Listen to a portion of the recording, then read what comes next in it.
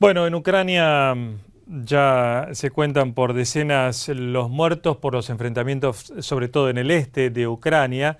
Se está muy atento Naciones Unidas, sobre todo a los pasos que va llevando adelante Vladimir Putin en torno al apoyo con fuerzas propias directamente o al apoyo con armas o con financiamiento a aquellas fuerzas prorrusas dentro del este de Ucrania. Y por este tema vamos a hablar con el ex embajador argentino en Washington, Diego Guelar, y secretario de Relaciones Internacionales del PRO. ¿Qué tal, Guelar? Buen día, Juan Michelis, ¿cómo le va? Buen día, ¿cómo Bien. le va?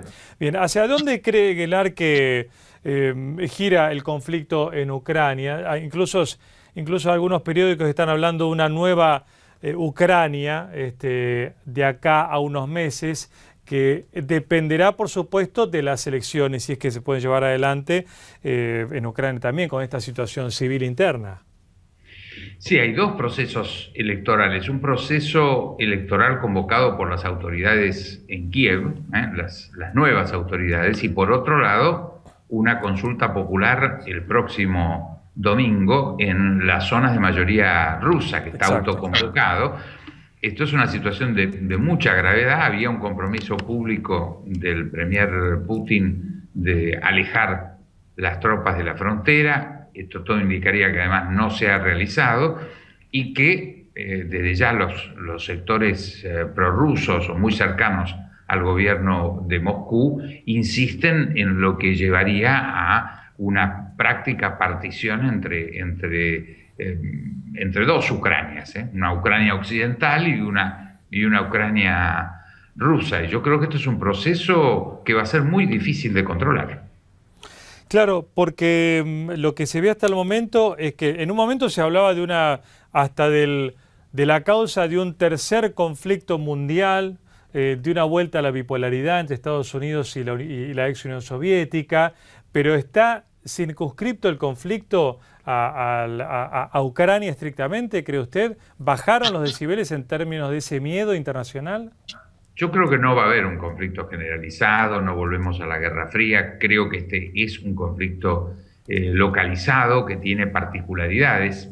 Entendamos que Ucrania estaba haciendo un tránsito hacia Occidente, pero que históricamente estaba muy vinculado a la ex Unión Soviética. Es una suerte de frontera donde se perdió control de la situación en un momento y hoy pareciera todo indicar que desgraciadamente, porque creo que es un antecedente complicado, va a complicar inclusive antecedentes en la propia Europa, donde se están discutiendo procesos independentistas muy complicados de alguna forma, como es Escocia, como es Cataluña, como es la zona vasca. O sea que esto, si bien hay reglas que están dentro de la Unión Europea y que hoy todavía no se aplican a Ucrania, sin lugar a duda esto va a dejar tensión, va a ser un foco de problema en la relación entre Rusia, Estados Unidos, Rusia y la Unión Europea. Creo que en esto Alemania va a tener un rol muy importante. Recordemos que no había una política exterior hasta hace muy poco tiempo alemana. La crisis del 2008-2009 hizo claramente que Alemania y en particular la canciller Merkel adoptara el liderazgo europeo con mucha claridad. Eso era un liderazgo interior. Creo que este proceso ya compromete a la propia Alemania a tener que tener una política exterior y conducir una política exterior europea, donde esto es sin lugar a duda el punto de partida.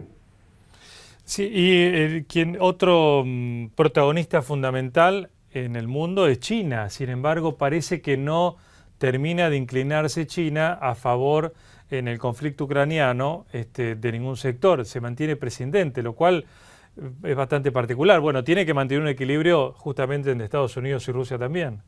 Bueno, además China tiene el 25% de su territorio, son dos repúblicas autónomas, una la del Tíbet y otra Sí, la de exacto. Xinjiang. Esta última es de Más mayoría conflictiva. musulmana Sí, y la otra budista, sí. que plantean el hecho independentista al cual China no acepta, o sea, considera parte, insisto, estas dos repúblicas autónomas son el 25% de la totalidad del territorio chino. Sí. Entonces es muy difícil para China, y China no se va a pronunciar sobre esto, porque esto abriría la puerta a que estas dos repúblicas autónomas quisieran repetir, y con apoyo internacional, la posibilidad de su independencia. Bien. Le quería consultar también la crisis en Siria.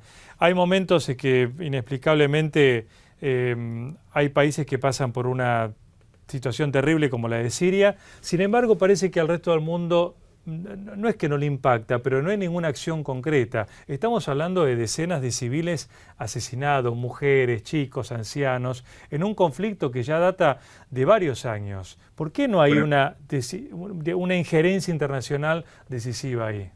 Bueno, ya hay aproximadamente 160.000 muertos y 9 millones de sirios que han sido desplazados forzosamente, que han tenido que emigrar de sus hogares, ¿no? O sea que el conflicto tiene una dimensión extraordinaria. Desgraciadamente, en el mundo no se cuentan los muertos, ¿eh? O sea, han tenido mucho más peso los 100 muertos ucranianos que los 150.000 sirios, ¿eh? Entonces, hay como muertos de primera y de segunda categoría. Es muy terrible lo que estoy diciendo, pero efectivamente recordemos 1 millón de muertos en Ruanda, Burundi, ¿no? O sea, que efectivamente la situación internacional hoy no existen todavía mecanismos internacionales de arbitrio claros. Naciones Unidas es casi un ejercicio con muy pocos poderes, con capacidad de veto de algunos países. Después, en algunos casos, aparece la intervención unilateral de un poder. Estados Unidos lo ha hecho en varias oportunidades. Ahora, de hecho, lo está haciendo Rusia en el caso